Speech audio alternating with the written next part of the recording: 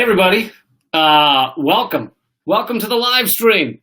If you're hearing this, then it means we're still alive. I don't know where we are, but we've been trapped here for years. Please help us if you're saying this.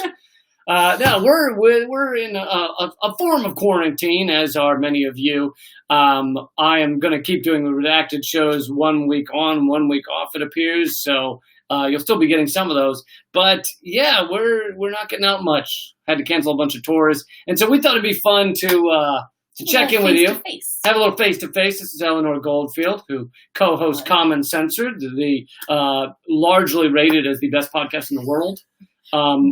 Which was odd. Handful of people. Weren't you amazed that CNN said that though? I was taken aback New York Times when they said despite the fact that we disagree with everything they say, best podcast in the world.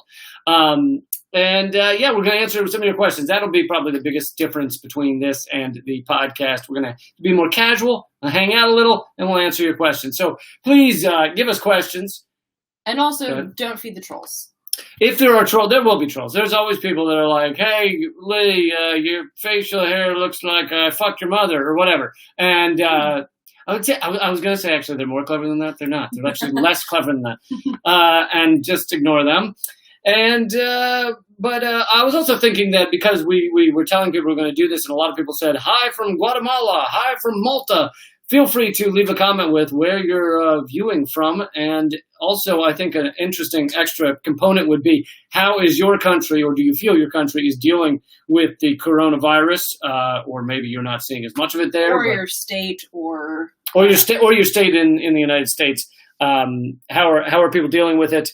And how do you feel it's going? Because here it's a goddamn shit show. Holy motherfucker. It is pathetic. Do you mean D.C. or you mean the United States? All of the above. Okay, here's our first topic before we check questions. Basically, we're living in a perfect example of the shock doctrine. This is a massive shock to the system, shock to us. We've never seen this in our lives. My parents have never seen this in their lives. So 1918, there's never been this shutdown for a virus. And the ruling elite are using it to give themselves trillions, literally trillions of dollars. And your thoughts? Well, it's not only that. They're using this, and we're going to go over some of this in the podcast. This is more casual, I guess. But another thing that they're doing, which is very much shock doctrine, if you've ever read the book by Naomi Klein called The Shock Doctrine, one of the things that recently came down was the EPA basically announced that they were going to suspend all enforcement of environmental regulations. And they blamed it on the coronavirus, but it's indefinite. They put no end date for when they might want to start enforcing environmental law. That's to suggest that they were doing a good job of regulating and enforcing in the first place, which they weren't. But this is also one of the things that we're seeing is that supposedly regulatory agencies are going to use this as an excuse to allow corporations to commit even more malfeasance and to fuck us over even harder. So that's something that have to and also around, because both Lee and I have read the past couple of years, which is basically like we to their normal, because their normal is what got us and allowed us to laid the foundation for this disaster, because they in and of themselves are a disaster. So we can't go back to that normal. And how do we ways that we can organize while quarantining so that when this pandemic is over, we can use tact right now, but that we use tactics and demand the kind of human rights that our system doesn't allow for. What I hear you saying is the good guys need to use this as a shock doctrine in the reverse sense. You take the shock to the system and you create good from it. You create changes that are not easy to accomplish. I mean, hell, so far, the amount of pollution that has disappeared, I mean, you can look at maps of China, it's incredible, the amount of carbon dioxide that's not being pumped into the air, I mean, it's incredible that we have this capacity, because I like that we got less than 10 years to the point of no return for. I had thought, I don't know that we're even capable of that level, and yet here we are doing it. Obviously, I would prefer if it didn't involve the dying of people, but indeed. I just want to show this question because it makes me happy. Or wish you lived here in Scandinavia. I did, actually. I grew up in Sweden. Hey. Half Sweden, half Charlotte. You can't just reject your North Carolinian like that. I didn't reject it. I didn't say I never know. But yeah, no, I did grow up partially in Sweden. I am Swedish as well. And so, yeah, I do sometimes. Although it's interesting, speaking of how countries are handling this, Sweden seems to have this sort of laissez-faire. Norwegian, you guys are much more fun typically than we are. But the Swedes kind of are tending to have this sort of laissez-faire, like, whatever, leave the bars open. It's cool. We social distance anyway because we're Swedish and we're each other, which is true. But it's an odd way to approach a global pandemic, I feel, and they're getting a lot of shit. But yeah, I oftentimes wish that I lived back in Scandinavia, but I feel that the U.S. is more fun, so I feel obligated as a U.S. resident to be. Do you want to be where the fight is, Sam? There's a fight in Sweden, too. It's not this Happy Valley place that people talk about, that's for sure. But there's more of a problem. When Sweden fucks up, it doesn't affect the rest of the world. Right. Whereas not when the U.S. fucks up, it's like nations across the world just crumble. It's not driving the truck into the tree. What's the truck? The earth. Who's the tree? The tree is death. Oh. Did you get the analogy make sense? Thank you. Can you draw me a picture? The tree is death is a question that came when we asked over Twitter, said we were going to be doing a live. Unfortunately, I didn't get. Maybe the person hid their identity or something. But what they said, when is it time for yellow vests in America? Yesterday. No, it is time for large scale action. Do you feel that this can lead to large scale protest in a grander way, or is this time right now more useful for making people rethink what is possible? I think that one leads to the other, right? I think people have to feeling with that call for change, and I think people are feeling that right now because they're seeing. I think this pandemic has laid bare a lot of the failings of the system that were a little bit more polished beforehand. So. I think that now is definitely the time, like I said, to organize around that, and then yellow vests or however you choose to dress up. Do you think? Oh, can you highlight that one? Do you think the stimulus will be taxed? Do you think they will ask for it directly paid back? Are you entertaining? Does that? Are you asking me whether I entertain? Are you not entertained? Are you entertaining? I'll leave that. Mac, you know what? I'll let you decide on that factor. Right now, probably not that much. I'm just sitting here drinking some whiskey, so that's probably not the most entertaining thing. But I felt like it was time for us to hang out. We've known each other so long, me and you, Mac. Why? I just wanted to hang. Do I always have to be entertaining? So, in terms of question, I don't know if you mean the taxpayers, meaning to the average people, but I would like to talk about that first. The $1,200, yes, I prefer people get something than not get something, as our corrupt vipers hand out trillions of dollars. I would prefer that people get a check, but that $1,200 is it's breadcrumbs. It's a little nothing, so that people will vote for Donald Trump, or will just feel like our government is doing something for them. But it is not enough. It is not enough by far. And the deeper side of this is that this is the entire capitalist system is going to keep running into these crises. They're going to get worse and worse, and in order to save capitalism, the ruling elite turn to socialism. They say, here is all the money, and we prop you up with our socialist idea as we act like we're the biggest capitalist in the world. I mean, capitalism has a gravity. That gravity is towards immense inequality and corruption and collapse, and it swirls faster and faster, like the water in the toilet. America is the one swirling the fastest right now. Maybe Australia's getting up there too, but it's got the most corrupt people. It's got the largest amounts of money that are being thrown around. It's got the highest Gini coefficient, the inequality, and it's got the most people in prison. So we're swirling the fastest, but it is happening in capitalist societies. Indeed, and I just want to, there have been a few comments that the video is choppy. I am not sure. This is the first time we're trying a simulcast, potato. What did you just call me? Don't take so I'm not sure how to fix that because we can't boost our internet and I can't go to like the library where the internet's faster. So, and I assume that everyone in our building is also using the internet. So I'm sorry that it's choppy for folks, but hopefully it gets better. It's like being bullied as a child. Wow, that was a dark insight into your life. It gets better. It gets better, guys. Come on. So the tangent. That was a tangent. The video's choppy. We're sorry about that.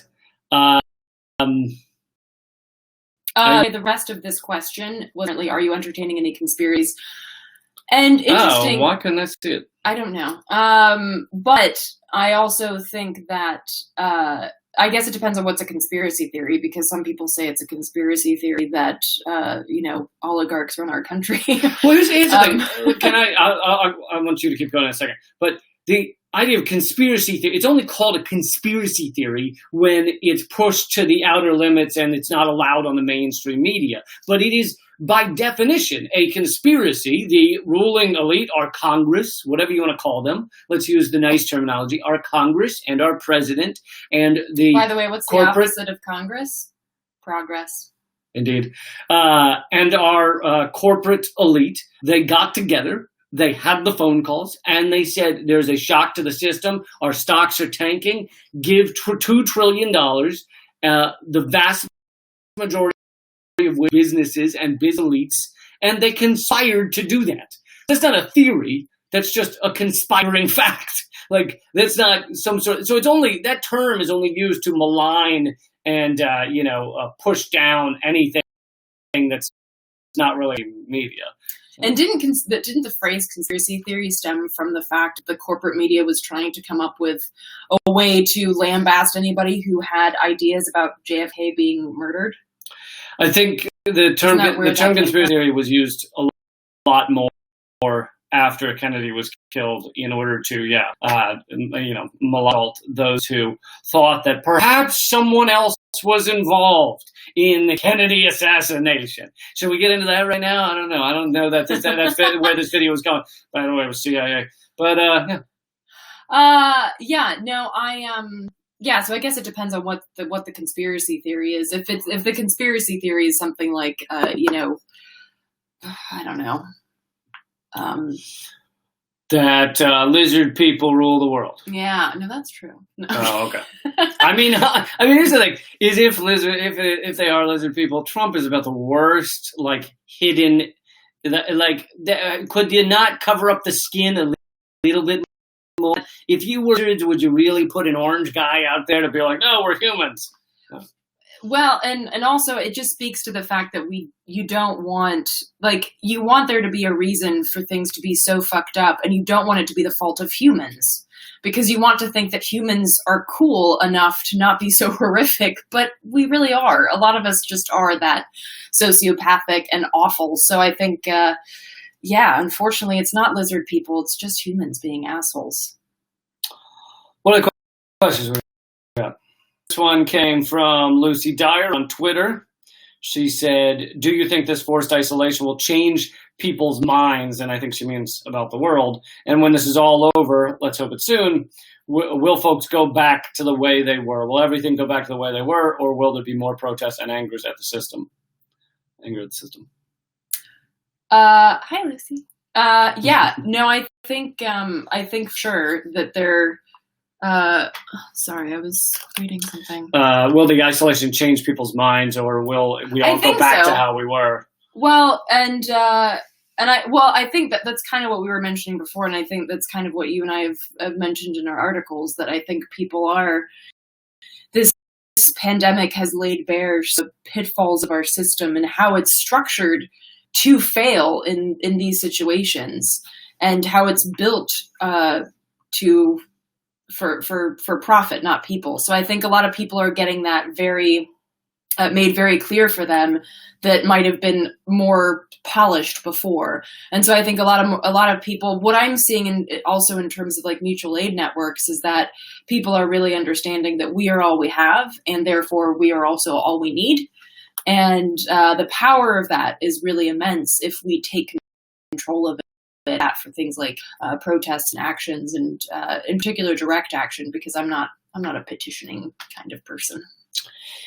Yeah, I think that hopefully a lot of people will realize that in these times of crisis, we do need to turn to each other, and then hopefully they'll realize that there's kind of more to life, that there's more to life than the buying shit we don't need at prices we can't afford to fill our house and surround ourselves with shit we don't need that we got at prices we can't afford. It's not really what life should be about. And I hope that people would see that, because a lot of people are struggling right now. It is amazing how many Americans live at a level where all it takes is a very slight crisis, a few days where they're off their job and shit shuts down, that all of a sudden it's a tragic situation. It's very dangerous. I helped out after Superstorm Sandy in New York City, when Coney Island and parts of New Jersey were completely underwater.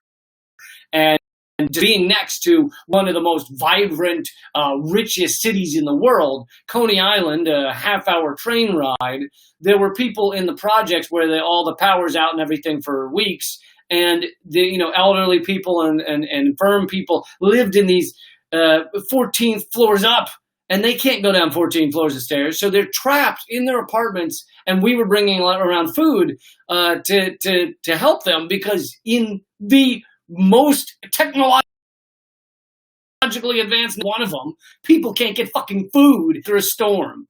And so you have to turn to each other. And I think a lot of people are doing that now. You've been working with mutual aid, and also have you. Well, a little bit, but much more you. And I don't know if you want to tell anybody how they can reach out to either help out in their area, how they might find something to help. Yeah, I mean, there's mutual aid going on all over the country, and probably a lot of folks that are watching this and commenting are part of mutual aid networks. But there are ways to get in touch. You can go to Mutual Aid Disaster Relief. That's one of the organizations that kind of has created a lot of press for the mutual aid concepts. But yeah, the mutual aid is basically built on solidarity rather than charity, and it's the idea that you're not top-down situation. It's non-hierarchical and flat structured. So yeah, mutual aid organizations are growing, which is awesome, because I think that's a vital way of connecting people in their communities and of filling the gaping chasms that are left by this system by design. That speaks to the fact that we have and we are all we need, because we're the ones that are feeding our community members right now, because local food banks have closed down in DC.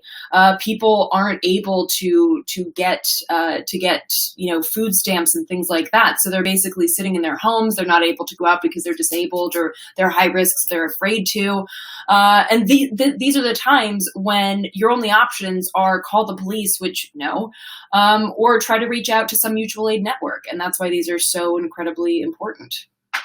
And until today, we delivered some toilet paper, which means, in times of need, we have to.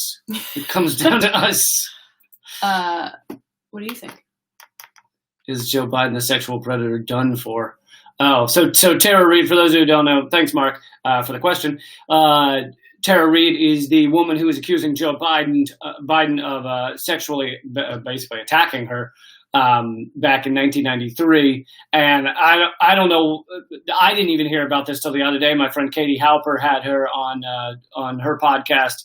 And although apparently she has been speaking out for a long time. And here's the thing is, like, this is not a solo incident. There are numerous reams and reams of binders full of women that have come forward and said that Joe Biden has touched them in inappropriate ways. And so literally, if the Democratic Party continues to put forward, which they will, this fucking dying mannequin of a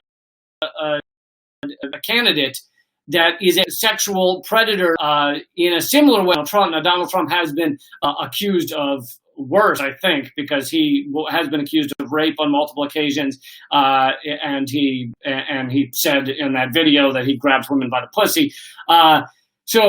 But this would be, if they continue to put forward Biden, it would be one sexual predator maniac against another one. One's so delusional and narcissistic that he can't complete whole sentences without making it about himself. He literally thinks coronavirus is about him.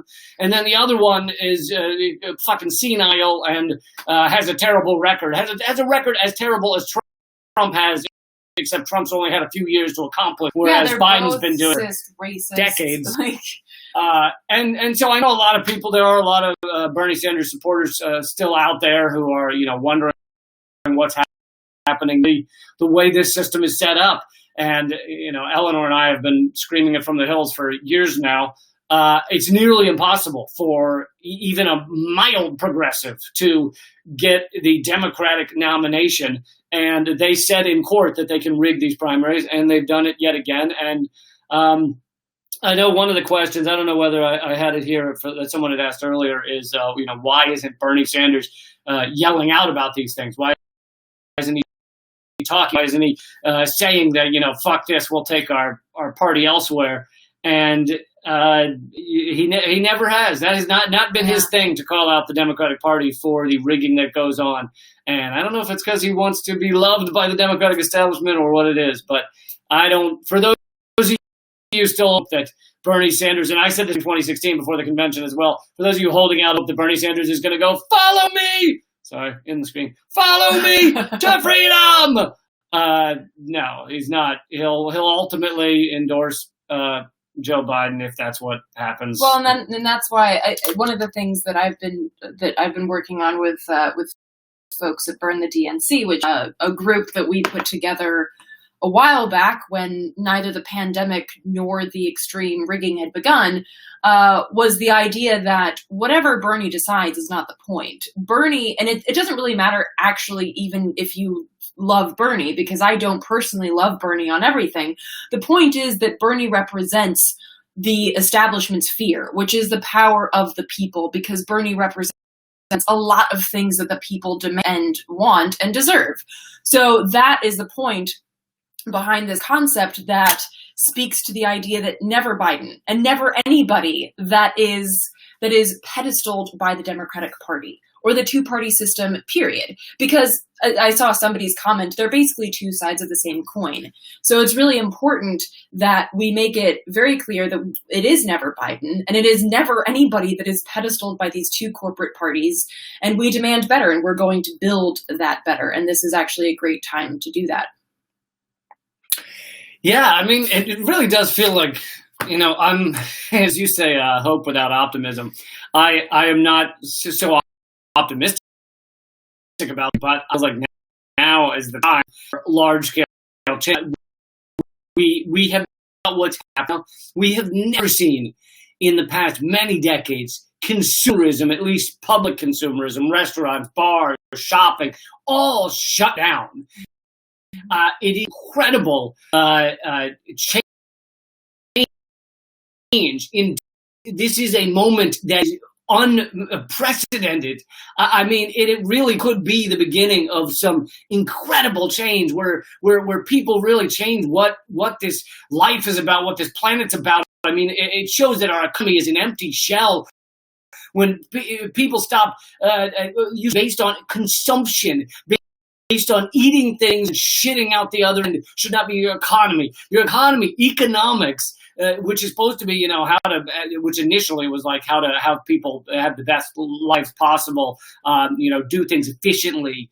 And now it has become how to just resources and consume them, and it's all measured by GDP, which is infinite growth on a planet with finite resources. So it never should have been this way, and now we're seeing an economic collapse because of it.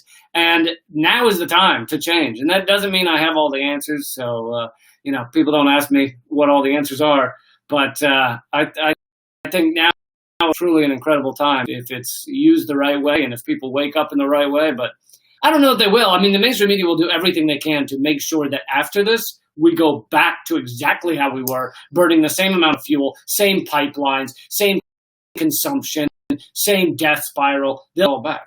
Well, but I think that's why that's going back to their normal. Because right now we're happening like, oh, there's a hold on evictions for the time being. Oh, there's you can get tested for free. Oh, well then those are just things that you could do anyway. You could make universal healthcare a thing because healthcare is a human right. You could make housing a human right. And to make sure that people are really feeling those messages and understanding that like, this isn't something that you just do during a panic. This is something that you could have all the time. You could have your human rights and human needs met like over and over and over again in the richest nation in the world. It would be so fucking easy. So making that clear as we see these little tidbits arise in terms of them trying to recognize that the economy is held up on our shoulders being the workers, and that they have to give us some breadcrumbs in order to keep the whole thing from collapsing, like make sure to have, evictions in certain places and things like that. So the question is, what are we going to do to ensure that they can't take that back? That they can't say, okay, now we're back to normal where nobody has these basic human rights and get back to work, you fucking plebes. How are we going to organize in order to ensure that can't? And how are we? That is, this isn't a direct quote because I don't remember things like that, but Carla Bergman, who militancy, she mentioned to me that, had asked her, wouldn't you just write, and if you haven't read militancy, good, fantastic. But, hold on, people are writing that down. Say it again. Joyful militancy. Joyful type it. Militancy. I hope that showed up. There you go. So anyway, basically, now I lost my train of thought. I'm sorry. Oh, sorry. No.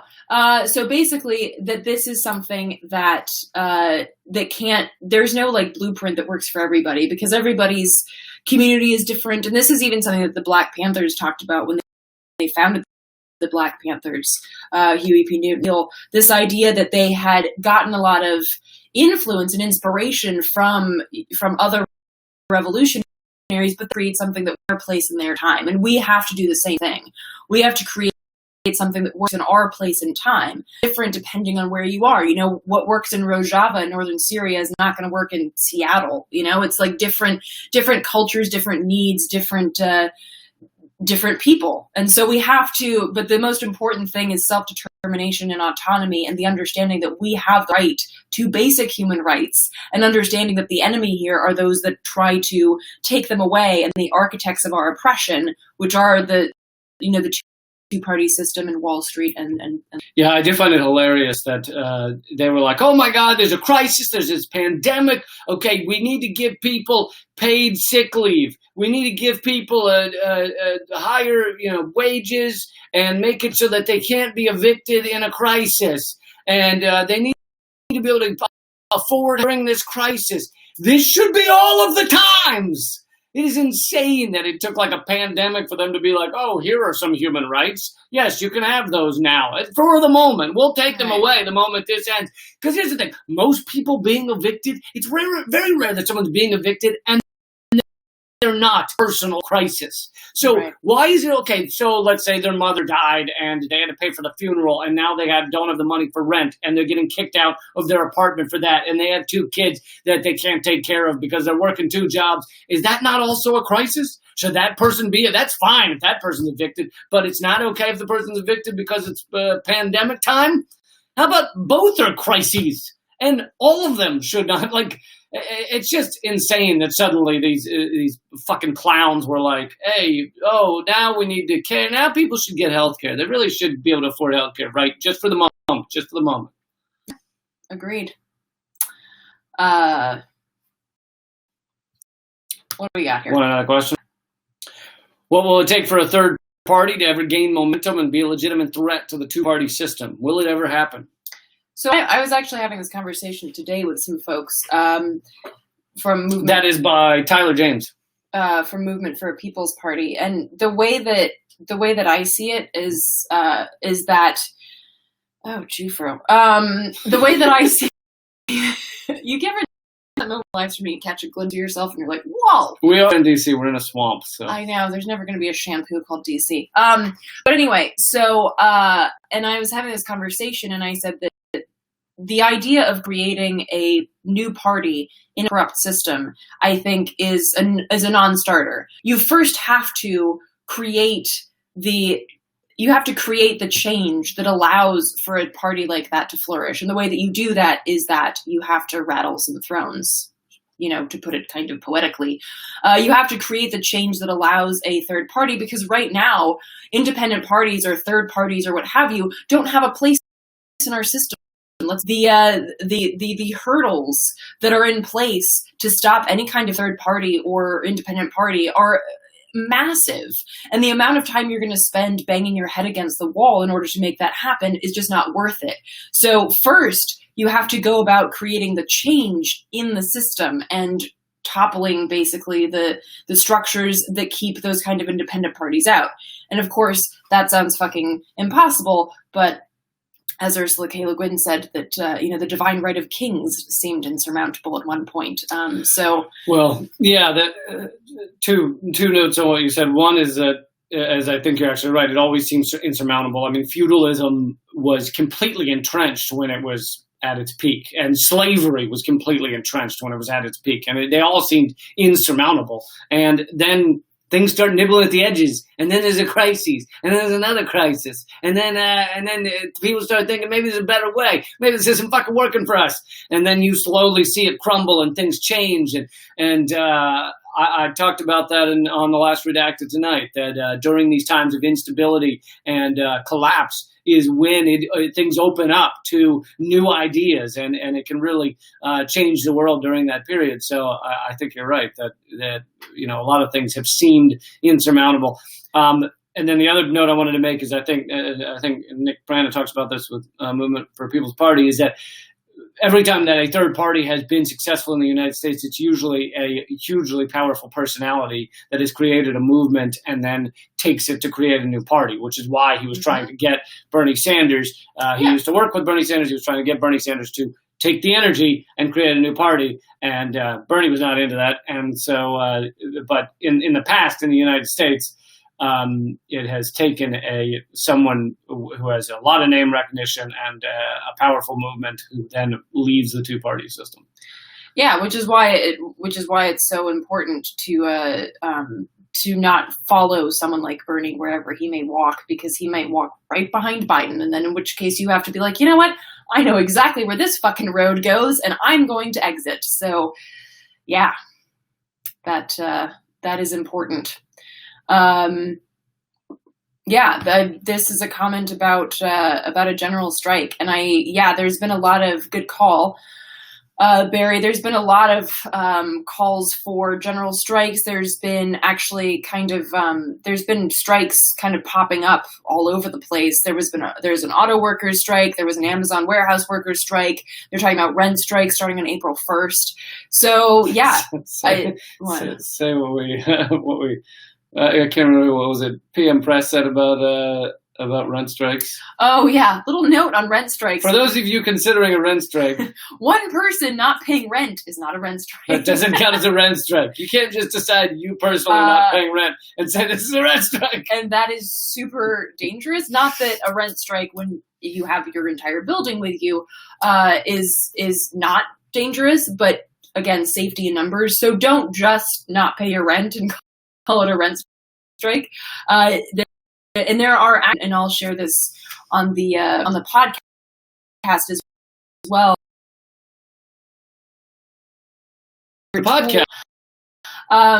There are tools available for folks who want to engage in a and you can print out and leave with your neighbors in terms of organizing tools and stuff like that. So, well, definitely something that's trending because people they have the money to pay rent. And then one of the hashtags mentioning that general strike was trending. Another thing that's been trending is not dying for Wall Street, because it's like, okay, so Wall Street gets $2 trillion and I'm over here and I can't fucking pay for toilet paper. Are you out of your goddamn mind? That hashtag started because I think more than one right-winger, I think it started with a governor in a right-wing state, said that people should be willing to die. That the older people, the octogenarians, the grandparents should be willing to die. I'm sure they're willing to give their lives for the kids to have an economy or something like that. And it's like, no, asshole. They shouldn't have to give their lives, corporate friends and yourself. Fuck that. So then not dying for Wall Street started trending. Pretty incredible. But we will be talking more about that on the podcast. It's called, for those of you who are new to the idea of our podcast, it's called Common Censored, and it's available for free every week, just about every week. Check it out. Also, how many more questions do you want to do? One or two? Let's do another another couple. All right. While she finds the next question, I just want to say that for those of you wondering what to do, you can keep looking. Those of you who want to, okay, taking your hands off. For those of you who want to try to figure out what to do after this, I mean, God forbid you have 30 seconds without some Lee Camp comedy. That's how I feel. No, that was kidding. But my comedy special is now free for the first time ever, and that's at leecampamerican.com. It's called Not Allowed on American TV. And you can watch it on YouTube. You can start watching it right as we finish here. Free for the first time ever, leecampamerican.com. And I'll let you go with the next question. That's a good question. Didn't Biden released a statement saying, I think we've had enough debates. I bet he does. Obviously, because dude can't fucking finish a sentence. He's going to release another statement saying, I think I've had enough questions for now until ever. From now until I'm elected. Enough questions? That's a good question, though. There is supposed to be another debate, and Bernie Sanders has said he'll be there. So I guess they're going to keep doing this dog and pony show. I'm even if they can continue to rig this thing against Bernie successfully, I'm for Bernie staying in as long as possible, because it does push the ideas forward and it forces some Democratic establishment accountability, where they have to fucking stand up and try and defend the fact that they don't stand for Medicare for all. Take care of the least among us, or for workers doing better, and so it really does put them under an awful situation of having to defend their crimes, and I'm all for that. I want to see them feeling awkward and sweating profusely as a senile sexual predator says he's the future of the party. How long could that future be? About 30 minutes? Well, they're the masters of choosing the least popular candidates. Question, Phil, on my site, there is a link to Patreon if you scroll down to the bottom of the page. Can everyone see it? The question is why can't I find a donate button on? There is a. And also, if you want to donate to Common Censored, you can become a patron over at patreon.com/Common Censored. Okay. So yeah, those are the two things you can donate to. Is either Eleanor's work. She has an amazing documentary that she's been working on called Hard Road to Hope. Hard Road of Hope. Hard Road of Hope. You can go watch the trailer right now at hardroadofhope.com, and it's about West Virginia. It's going to be awesome. So you can donate to her work, or you can also become a member of the podcast, because our podcast has no advertisements, no sponsors, no nothing. And that's at patreon.com/commoncensored. Yes, indeed. But we need another question on that. Okay, all right. Yeah. I will keep talking while you find the question. Oh, well, this is a question from Krish. Hi, Krish. Hey, Krish. Krish, everybody's stuff as well. He is a comedian, a touring comedian, and he opens for me and often Eleanor on the road a lot, and it does a lot of great work. Unfortunately, as with a lot of touring comedians, this is a very rough time because there are no live audiences to be had. So definitely check out Krish's stuff online. And with regards to your question, Krish, Tulsi was not really as left as people wanted to think she was. I mean, she famously said that she was anti-war unless it had to do with terrorism. And then she thought, we have to go after the terrorists. Well, then, if you're for the war on terror or some semblance of that, then you're not actually anti-war, because the war on terror is just a bullshit war that was created in order to create terrorists so that Lockheed Martin could make more money. So I think from the beginning, Tulsi was not really anti-war, and yet she was the person up there that was really talking about them. So it created this aura around her, incredibly progressive, when in reality she wasn't. You are breaking Krish's heart because sorry, Krish, he is a Tulsi lover. And there's photos of him getting a little too close, breaking the social distancing rule. That was before social with Tulsi. Also, people have been asking social distancing, but that's because we would already have all of the coronavirus. Either one of us. There's also a plexiglass divider you can't see. But yes, I think, look, there's a lot of positive things Tulsi did, a lot of positive things she said. I don't want to take away from the candidates being against war in a lot of ways, which she was in a lot of ways.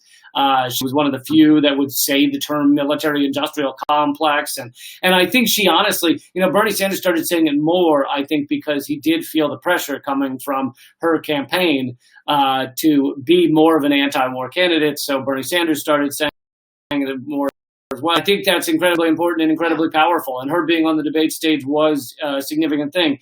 However, I think that on a lot of the other issues, it felt like she was not. There's something about her that was there's parts of her that were fairly Democratic establishment. And at the end of the day, she endorsed Biden because it was, let's be a good player, I guess, team player. And if they can continue to succeed at forcing Bernie out of this thing, he'll endorse Biden and be a good player for the Democrats. But after saying all of that about all these candidates, and I know people love to ask about the candidates because it is something people spend a lot of time talking about, arguing about, and everything. The Democratic election is not everything. It is not. The world should be based around. You should all care about other shit, because the change, honestly, and right now, look at what's happening right now. The political level. Not there's strikes, it's rent strikes, it's eviction, standing up for all of the really great positive come in the past many decades has been from those things. It's very, very rare that a candidate does incredibly positive things for the people of this nation, because that has just been so bought that it's tough to break through that. Well, I'm also reminded of something that a friend of mine said. Kilu Nyasha was a former who said she hadn't voted for anybody since JFK. She said that everything is politics. The least political is the ballot box, because that is just a charade. So politics are your trash pickup. It's whether you live on a street that has you live in a fear. So these things are politics. What the bullshit that happens in Congress when our dick is bigger and who has the bigger bank account, that's not politics, that's fucking theater. And I think it's so important that we recognize that we are the ones who's all built on, therefore we have the power. I think people are realizing that now because they're like, oh shit, they had to back on some of the evictions and stuff like that because they realize that their system is so top heavy that if they fuck us that hard, that fast, everything's going to fall apart. So I think it's important that we recognize, kind of like what you were saying, Lee, that the ballot box is not where the real happens, not right now. Absolutely. Shall we wrap it up here in a minute? Yeah. Then that means I've got to do my standard pitch. If you're looking for a good buck, this is a romantic. It's a romantic comedy. It's my new book, Bullets and Punchlines. A lot of the stuff that I always talk about is important articles, but columns, but also it's got a lot of serious stuff in there too. So a lot of facts you haven't heard, and you can get 10% off. Because PM Press, this is actually something that's going on right now because of the coronavirus. PM Press, the tiny little publisher that agreed to put out my book, wonderful people there, and they are small. They are very few people. They have lost a lot of money. There's and things, all that's canceled. So they are pulling on top of that Amazon because they want to focus on other, and they claim focus on medical equipment. They announced that during the pandemic they're not sending out independent booksellers. So even if you wanted to get my book from Amazon, they're not going to send it, at least not for months. Campbook.com, and for 10% off, type in the initials of the title, Bullet Points and Punchlines, BPAPL, and that's the coupon code BPAPL. Get you 10% off. Also, you can get the Kindle version and get it right now. If you're bored, you can read it right now. Yes, the book does deliver to Canada as well. And for those of you in the UK and Europe, there is a separate website. So when you go to leecampbook.com, first one says for America, Canada. Second one says for UK and Europe. And you can choose between those. And as I said earlier, my stand-up special is free to watch. You can go watch it right now at leecampamerican.com. And what else? Join us on the podcast. Yeah, all my shit is at artkillingapathy.com. There are also some mutual aid resources that you can find on a post in my blog, so it's called Love in the Time of Coronavirus. So do check that out. Includes a lot of things, everything from mental health resources to mutual aid resources, how to get plugged in and stuff like that. So check that out. And come join us on the podcast. And thank you for joining us for this first simulcast. Sorry things were choppy or whatever. We're just hope you enjoyed us. Hope you enjoyed the simulcast here. If you did, please share it and let us know, and we'll try and do another one down the road. Until next time. Safe quarantine, and keep fighting.